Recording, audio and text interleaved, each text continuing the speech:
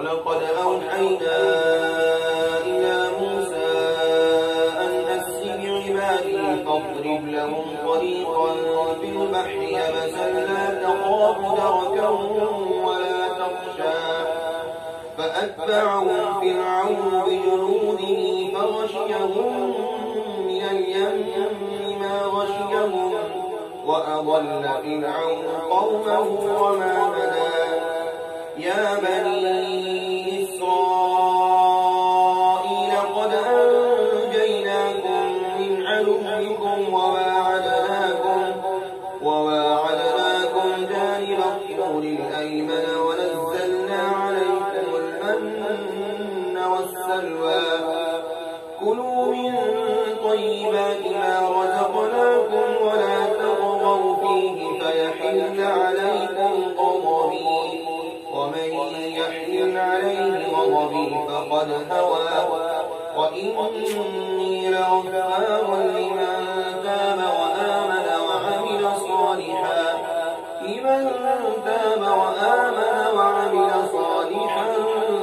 ثم اهتدى وما أعجلك عن قومك يا موسى قال هم أولئك على أثري وعجلت إليك رب لترضى قال فإنا قد فتنا قومك من بعدك وأضلهم السامرين فرجع موسى إلى قومه غضبان أسفا قال يا قوم ألم يعدكم ربكم وعدا حسنا أفطال عليكم العهد أم أردتم أن يحل عليكم غضب من ربكم فأخلفتم موعدي قالوا ما أخلفنا موعدك بملكنا ولكننا حملنا